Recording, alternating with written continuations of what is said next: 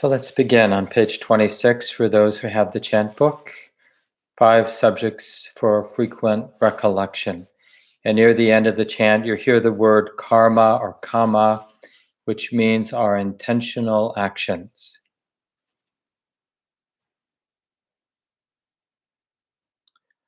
I am of the nature to age.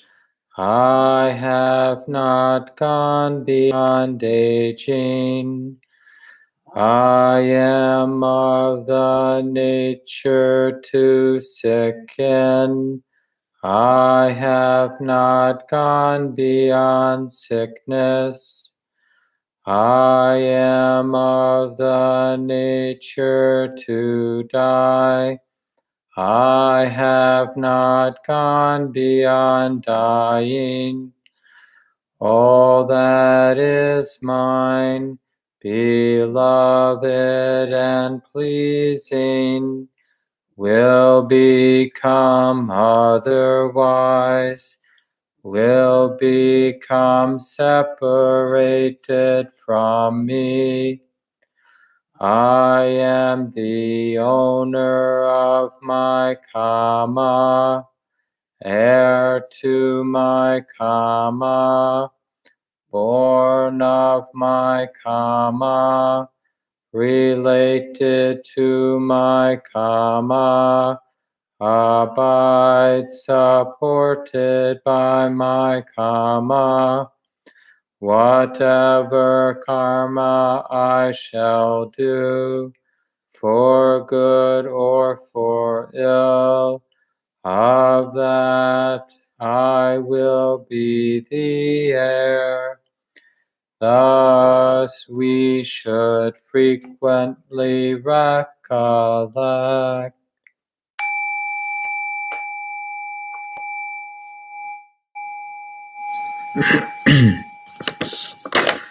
So take the time you need to settle into a comfortable posture for the meditation time.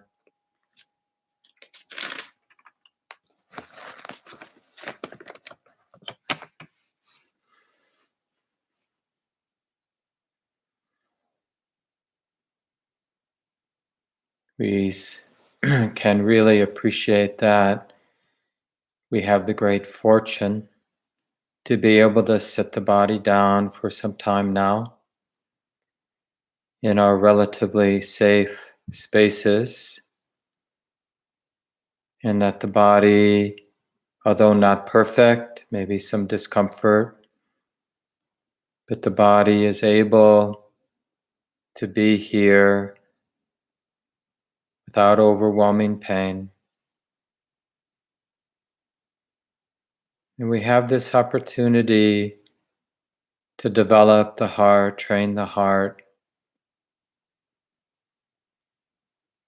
In other words, we don't have to be the victim of our mind, our heart's conditioning, our habit energies, because we can, with awareness, wisdom and awareness, we can develop new habits,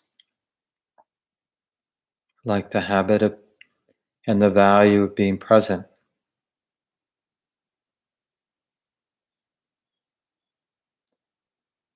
And we usually begin by inhabiting the experience of the sitting body,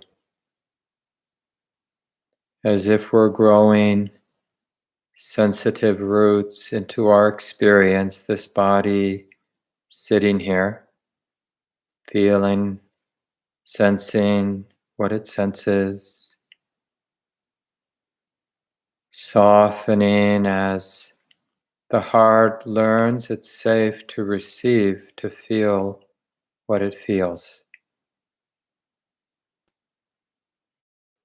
So these first few minutes of any meditation can be a real healing between the mind, the sensitive heart, and the body, in this great ocean of sensation here in the body, changing, flowing, moving. So we're relearning how to be exposed to the sensitivity of the body, to inhabit it, to relax with it, and to have a really healthy, wise, kind way of relating to the body, way of showing up with the body. And this simple act of sitting down, you can also, of course, do the practice lying down, but the mind tends to get sleepy after a few minutes, but any posture really will do. But that activity of sitting down and using the more concrete dynamic of the body as a way of healing the mind's embodiment, or the mind's relation, maybe instead of relationship, the mind relating to life, this body at this time. And of course, we'll feel the mistakes, the so-called sins of the past, because they'll be reverberating here emotionally as tension in the body. So we shouldn't expect this coming together, this integration. We shouldn't expect it to always be easy. Learning to open to the body just as it is. To breathe in and be willing to feel the complexity, the subtle and gross sensations just as they are.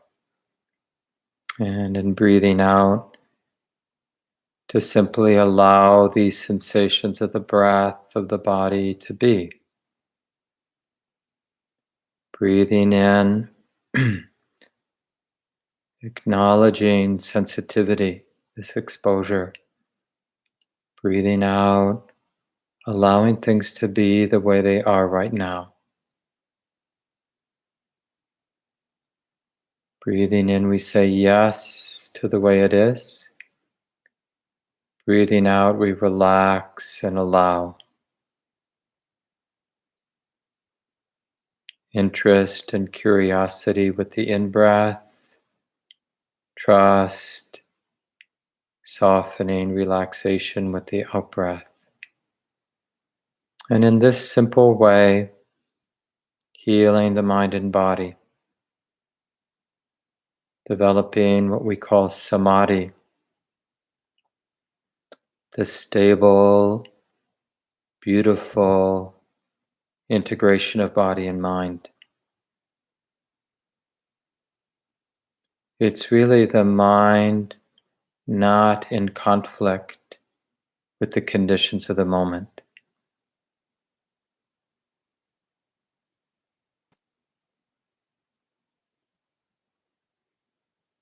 And remember, it's okay. You might find it useful to use a meditation word or phrase as you breathe in and out as a reminder for the practice. For example, as you breathe in, you could just repeat silently in the mind the word feeling or opening.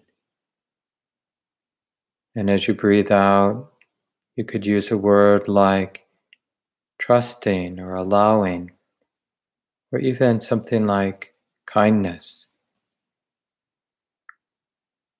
But basically, these meditation words could be any word that helps to bring the heart into a more beautiful and stable balance, where the mind, the heart is learning not to be afraid of the wild changing conditions of the body and also of the thinking mind, the feeling heart. So we're learning to inhabit the wildness of the present moment.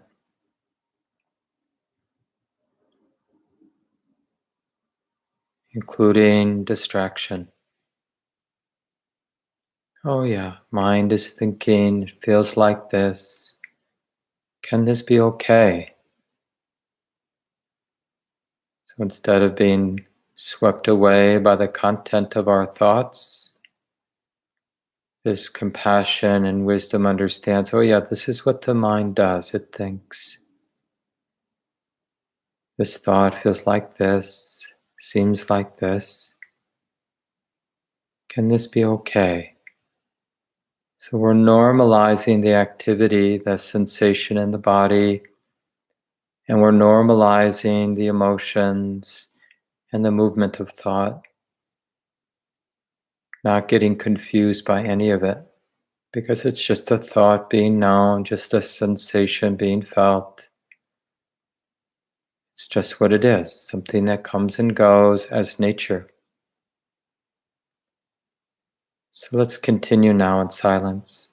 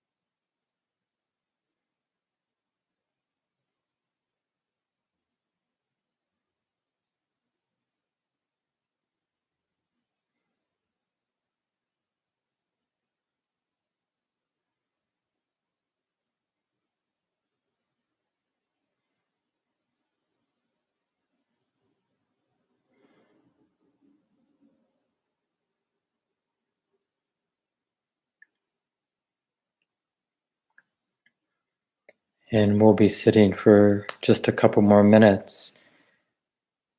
And let's do our best to acknowledge the wholesome qualities in the heart, like calm, like kindness, like real, authentic interest, wanting to connect with the way it is. This willingness to persist, the gathering together of the mind unified in its connecting with the present moment, equanimity. There's so many beautiful, wholesome qualities of mind that allow the mind to connect with things just as they are. So take a moment before we end, see what can be recognized.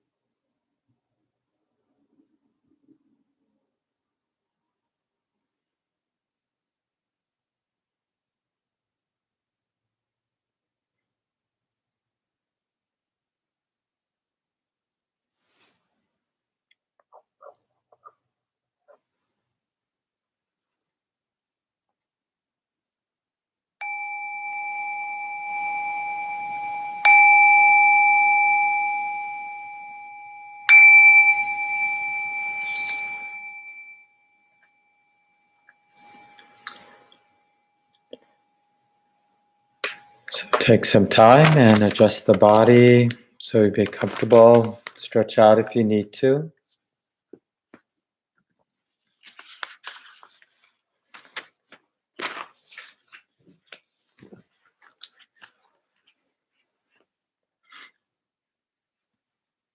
Nice to be with everybody this morning, and happy Mother's Day to all of you who've had that experience. And hard for those of us who haven't raised kids and haven't given birth to even begin to comprehend what that's like. One of the real mysteries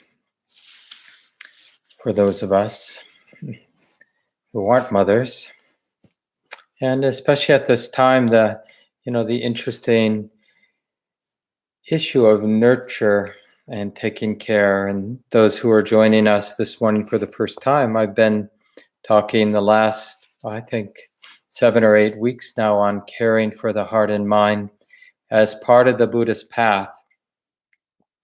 And so the Buddhist path, beginning with the wisdom where our heart understands it really matters how we're showing up and how we're relating. We usually just start with the most obvious thing. Okay, it matters. So that means it matters how I'm relating to other people. It matters the kind of attitude I have when I'm interacting with the people I live with. and whether that way of relating, that way of being in the world, plants seeds for greater suffering in my own heart and in the hearts of those around me, or whether my way of relating and being in the world is a cause for peace and healing and justice. So the path begins with the wisdom that it matters. We apply that wisdom, right, with this interest. Okay, how does it matter now that I'm in relationship with the world? I have responsibilities. I inhabit this space. I'm part of this community. How does it matter? What are the skillful ways of relating? What are the unskillful ways of relating? And then we take that, and this is what we've been talking about the last 7 or 8 weeks. We take that understanding, that wisdom that it matters, and we apply it in a more subtle way in terms of how we're taking care of this mind and heart, how we're caring for this mind and heart. Am I relating? Am I showing up to what I'm feeling, what I'm experiencing with wisdom in a way that plants seeds of healing in my heart, plant seeds for greater clarity and understanding, or not? Or am I agitating my mind, setting in motion more distortion, more reactivity? And these are challenges for us, both the caring for the world and the caring for our heart. But this is exactly this exposure, meaning the exposure to being a social being, being in relationship, living in community, right? That exposure deepens the wisdom. Just as taking responsibility for the quality of our own heart and mind, it's really skillful. It's not easy, but it's really skillful because it's exactly because we do our best at least to take responsibility for the quality of our heart and mind, that we get sort of pushed around by that. We learn what doesn't help, and we eventually learn what helps. We learn how to participate in a way. And the alternative is some version of giving up, and thinking that life is really about avoiding learning and just trying to get through to the end without too much pain. Well, that's not a very inspired view for living our lives.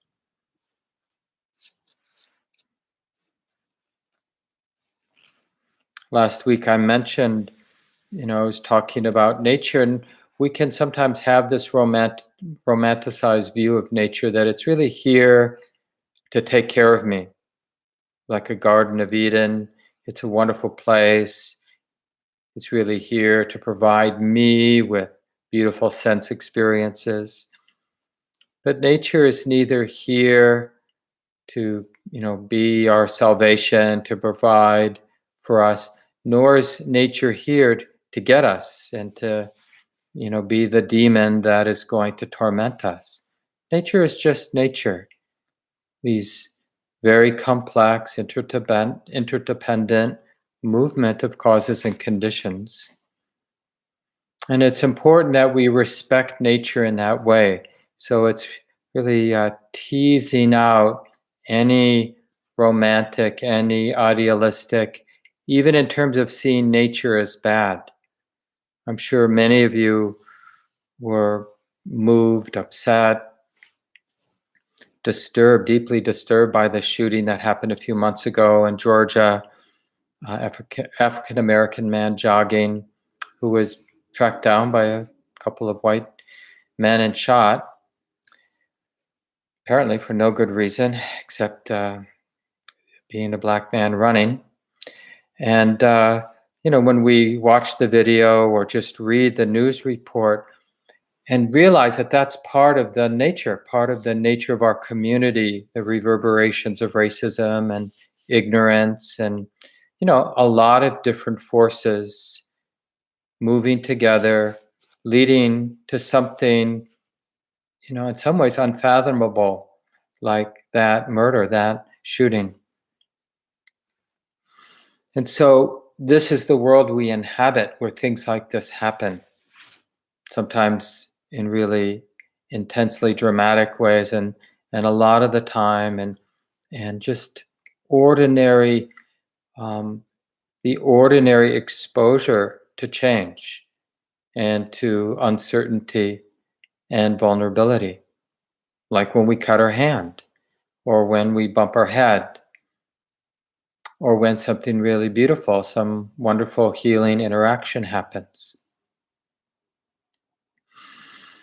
So, what the Buddha realized and what he taught, and what we can take up, is this not this sort of developing a non-dependence on the wildness of these causes and conditions, and instead realizing that the place to direct our heart is in developing a wise way of relating to the wildness of these causes and conditions, these circumstances that are in motion, that all of us are exposed to, some of us having, a more privileged exposure to causes and conditions, some of us having a more difficult exposure, more challenging exposure to causes and conditions, but all of us vulnerable, none of us in control of that movement of causes and conditions.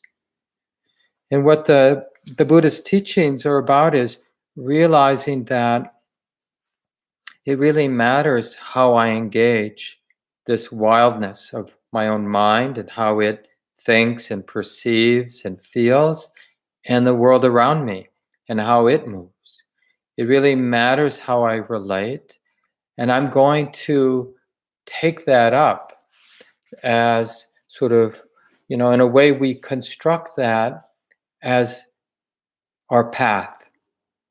So I'm living as a human being with this path of learning that it matters, and learning how it matters that I show up in the wider world, and how it matters that I show up with my own mind and heart. So that framing that it matters, and that we're responsible for the world, and we're responsible for our heart, it really helps. It's a pragmatic way to help in the learning. Well, what is skillful in relating in the world?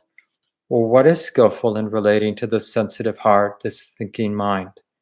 What actually helps us plant seeds of justice in the wider world, fairness, and what actually helps us plant seeds of clarity and calm and emotional healing in the inner world of our mind and heart.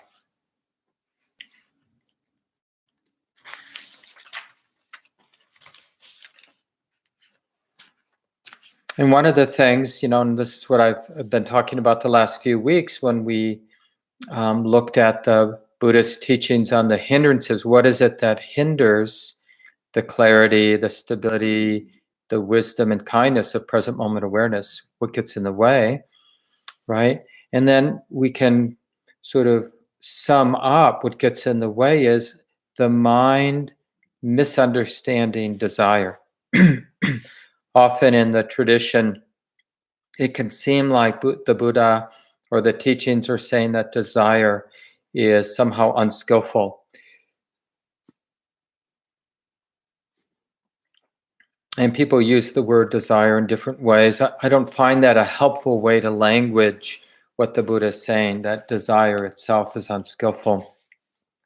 Desire is desire. It seems like there's no way to be a living being without desire. So desire moves. It's in a way the animating quality or aspect of our heart and mind, desire. But in misunderstanding desire, and when my mind imputes that there's a me, a Mark, who owns that desire, who is that desire, then my mind starts to relate to the desire as if it's something that in fact it's not. So then if I'm relating, taking desire personal, then when I have the desire for something, I feel that there's a personal stake in getting what I want or getting rid of what I don't want. There's this wonderful, simple line from Sylvia Boorstein that is really to this point. She wrote somewhere, "Desire pulls so hard, it's surprising to find that it's empty." So I'm assuming some of you know Sylvia Boorstein, a wonderful Buddhist writer, insight meditation teacher, one of the founders of Spirit Rock Meditation Center in Northern California, just north of San Francisco. And desire pulls so hard, it's surprising to find that it's empty. And this insight, right, it really calls into question so much of the programming of our habit energy, which is basically pursuing desires, getting rid of what we don't like, getting what we want, and presuming that that way of relating to nature, that way of relating to my mind and to the world around me, to the people around me, getting what I want, getting rid of what I don't want, that's what leads to our salvation or happiness. And the wisdom that it matters, and we start to pay attention to our experience, then this is one of the deeper insights we have, that attachment to desire, identifying with desire as if it refers back to me, and then taking that on as our so-called life strategy, like following the lead of desire, that doesn't work. And there's this really difficult transition as that insight is deepening, that identifying with our desires isn't helping. And by the way, I'm sure you realize we learn this not just through observing our own desires, but observing other people getting attached, identified with their desires, and then what that leads to. And over again, we learn the lesson, this is the cause for suffering. So if you ever end up in a Buddhist quiz and they ask you, what is the cause for suffering? Saying that it's desire is not a nuanced answer. The more clear and useful understanding is not that desire is the cause for suffering, but the mind misunderstanding what desire is, and therefore gripping desire, identifying with it, and acting it out as if the desire refers to me, a solid, permanent me. That relationship with desire causes suffering. Not only here, but all around us. We keep harming each other in little and really terrible ways because we misunderstand desire. And that example I gave a few minutes ago about the shooting in Georgia is a perfect example. It's easy to think that those two men who shot Ahmad were evil. And it's okay to talk about their actions being evil or unskillful or whatever. But the fact is, there was desire and misunderstanding. And that's what leads to these kinds of actions that have so many reverberations, right? Cause layer upon layer of suffering. This is from Sayadaw U Tejaniya, a Burmese teacher that is taught in the West and really has had recently, the last 15 years or so, a really powerful influence in the early Buddhism tradition here in the West. And this is his book, Dhamma Everywhere. So it's written in this book, because the mind is covered by the defilements, right? These qualities of mind that hinder awareness, we are unable to understand nature as it is. Whatever is happening in the present moment is nature, is Dhamma, the way it is. Even defilements, the torments of the mind, become Dhamma, become nature. Nature is arising, knowing is arising, awareness is arising. Object in mind, object in mind. So remember, we often say in terms of meditation instructions, this experience, this object of experience is being known. And that's what Sayadaw means by object in mind, object in mind. Something is being known. And he continues writing, in nature, there is nobody there. Nature is not us, not them, not other. Nature is just nature. Dhamma is ever present, and there is Dhamma talk everywhere. Right? So nature, in a sense, is here to teach us not to cling, or to teach us to align with nature being nature.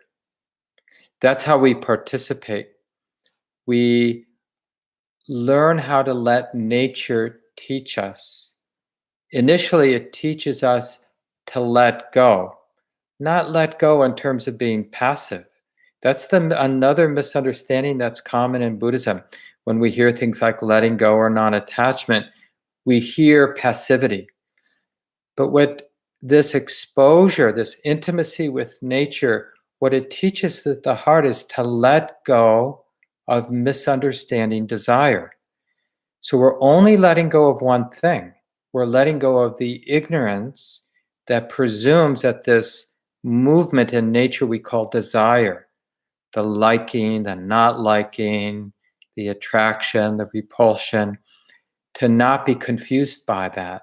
Oh, that's just nature. That leaning forward, that desiring, is just something that happens, and it's like this. It feels like this. It's just saying what it's saying, that this mind finds that attractive or this mind finds that repulsive. It doesn't tell us what to do, right? There are many times we have a desire for something. It's not saying we should grab it and take it. Maybe it's not ours. It's not appropriate to take.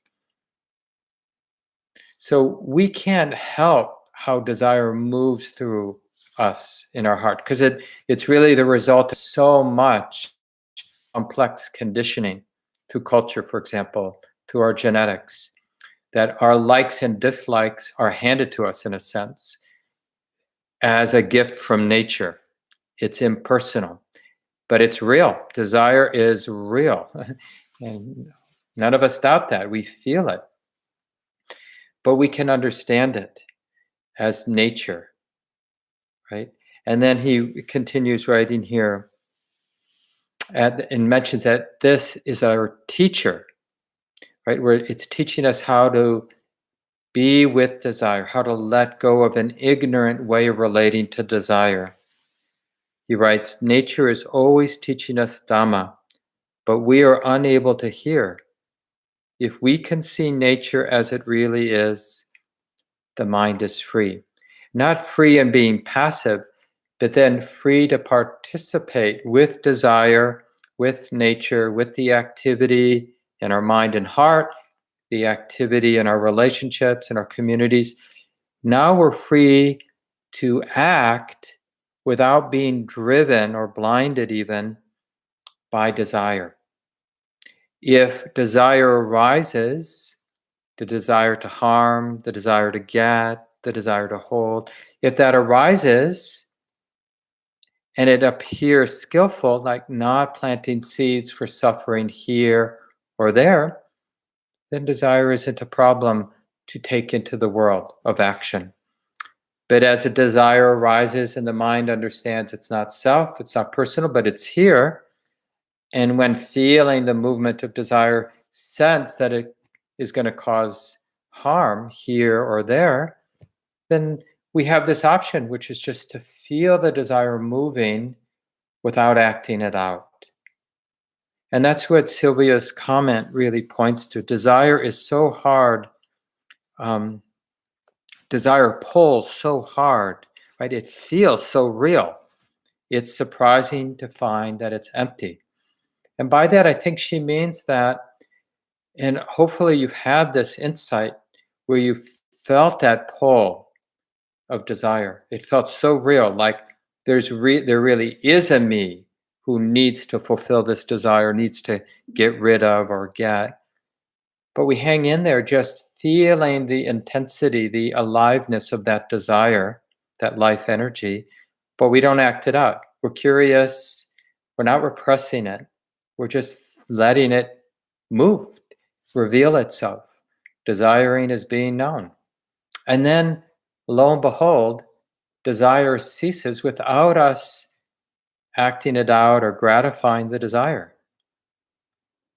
And it's so important to realize that the desire, whether it's at the end of the spectrum of hating, like wanting to get rid of something, or the desire to get something, that desire ceases without gratification, without acting on it, identifying with it.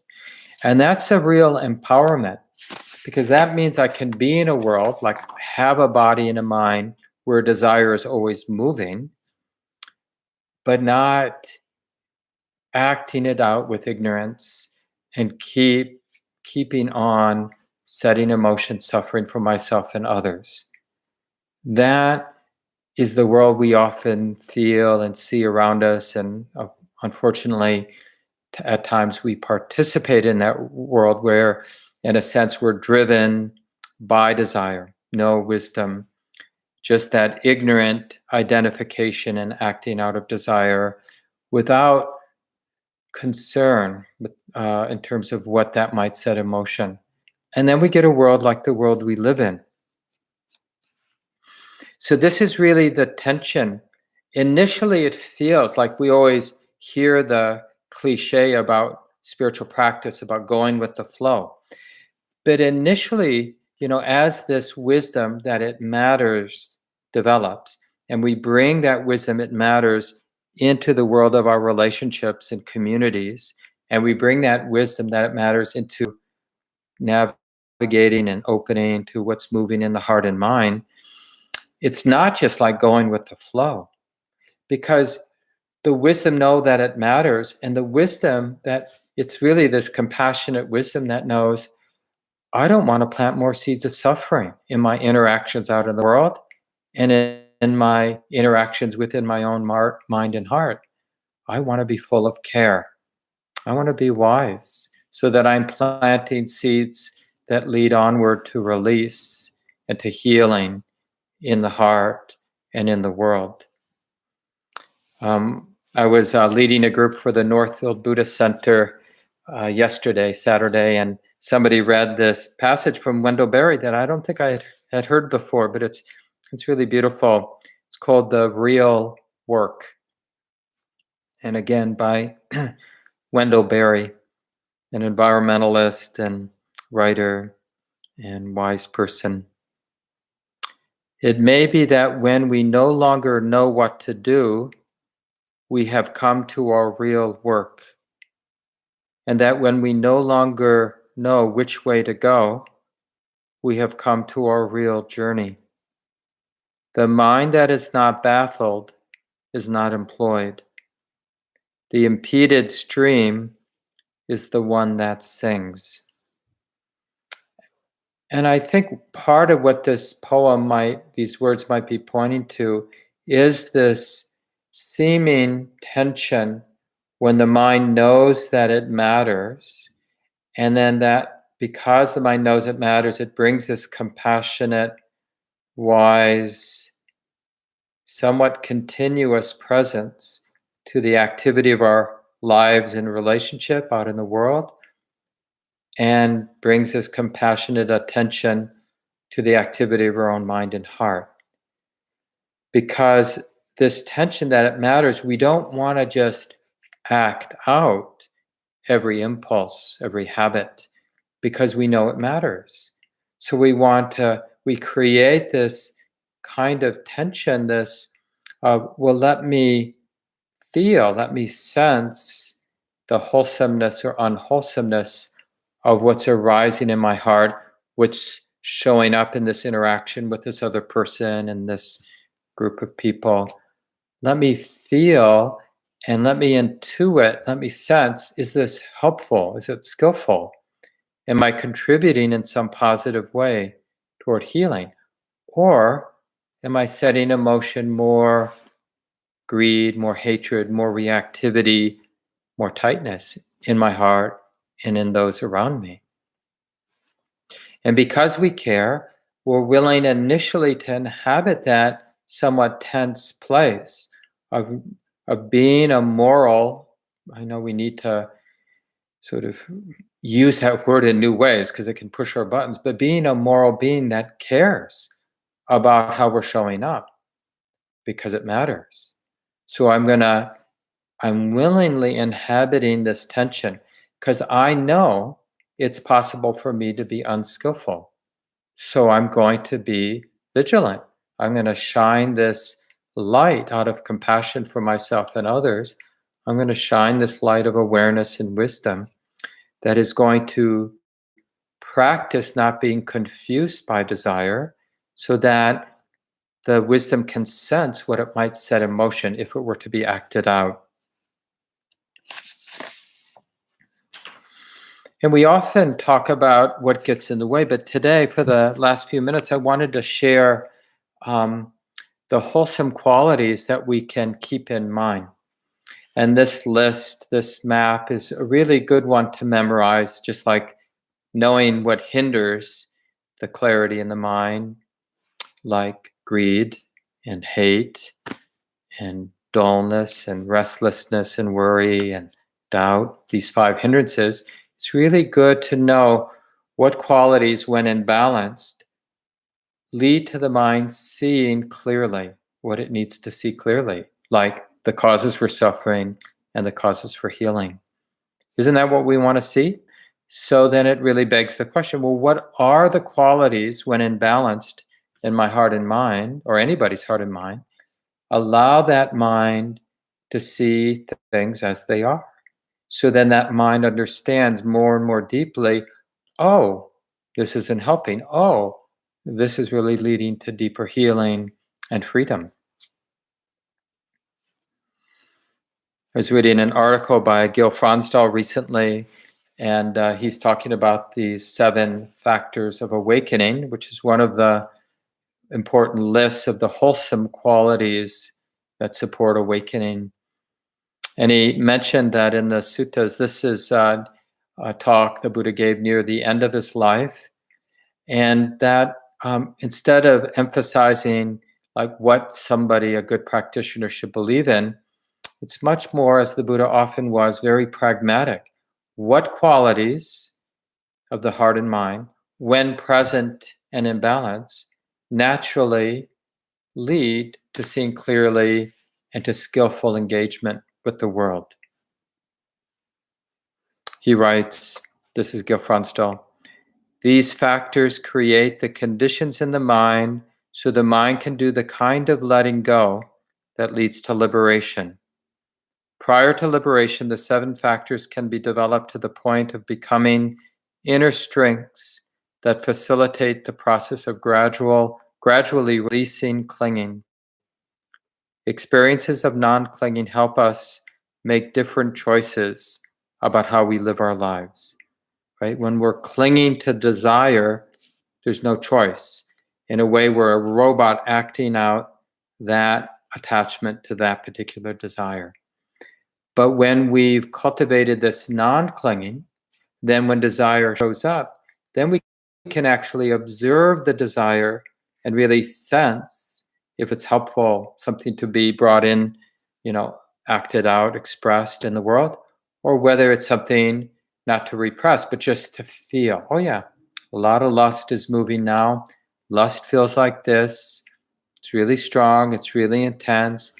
It's really believable. But wisdom knows it's just lust being felt, being known. And then Gil writes, this in turn can support the process of developing the 7 factors and further reducing clinging. So just as a kind of homework this week, I'll go through these 7 factors. You might even make a note, and of course, we're recording the live stream, so you can just come to this part near the end to hear them again, and you can find them, of course, in many of the good Dharma websites and wonderful talks and articles about the 7 factors of awakening. And of course, as you might imagine, the first of these wholesome qualities is mindfulness, which is in a way the governing wholesome factor, because it's mindfulness that will help reveal what the other 6 are and whether they're in balance. And of course, mindfulness is very simple. It's that awareness that recognizes the present moment. It's the valuing, right? The valuing of knowing this is the present moment. This is being known. I mentioned earlier when I was reading Sayadaw U Tejaniya's quote, object in mind, right? Something is being known. So mindfulness is that quality of mind that remembers that this moment is something being known. There's knowing this experience. So it really simplifies the moment because mindfulness recognizes that this moment, the present moment, is something being known. It acknowledges something's being known. It's not forgetful that something is being known. Oh, yeah, this is being known. This feeling, this emotional feeling is being known. This sensation is being known. This content moving as thought is being known. This sight, this sound is being known. So just 6 things are being known. The 5, one aspect of the 5 physical sensitivities of seeing, hearing, smelling, tasting, and touching, or some activity of mind is being known. So that's mindfulness. The next quality is investigation, but not investigation in some kind of conceptual sense, but investigation of the underlying nature of experience. I've been talking about this a lot today, like the investigation of what's helpful and not helpful, what's skillful and not skillful. Like that active. So investigation is an energizing, dynamic quality in our heart and mind that wants to know what's skillful and unskillful, but not conceptually, doesn't want to think about what's skillful and unskillful, but it's this more direct and immediate seeing, knowing, oh yeah, oh, this is how it is. And so for that investigation to actually be productive, investigation understands that it has to let experience reveal itself. Just like a naturalist knows that to really study another animal, it has to see that animal in its natural environment and leave it alone so that it does what it does in that natural environment. And then it can come to understand the animal that it's observing. Investigation understands that same thing. So it's a very receptive, interested, like the interest is bright and active and dynamic, this wholesome desire to want to understand. What is the nature? Is this helpful, unhelpful? That interest of investigation then demands the energy of persistence, hanging in there, not forgetting that this investigation is relevant, is helpful, keeping it in mind, keeping the present moment in mind. That's energy and effort. That's the third. And then the last of the energizing factors, we have investigation, energy, and joy. Joy is this lightness that arises, this inner pleasure that arises because the mind now is wrapped, R-A-P-T, right? It's really there in the moment because of mindfulness and because of investigation and the persistence. Then that mind is really there, and that seclusion from superficiality and distractedness is experienced as a lightness, as a buoyant, full inner pleasure that we call joy or rapture. Those are the 3 energizing, and they support naturally, when we get some momentum, there's mindfulness, recognizing this is being known. It triggers, it activates investigation. There's this desire to understand what's helpful, what's not helpful, be intimate with the underlying nature. The mind persists. Because of that persistence, the mind is secluded from distraction. Joy arises, and joy, in a way, quenches agitation. And so the mind begins to experience tranquility.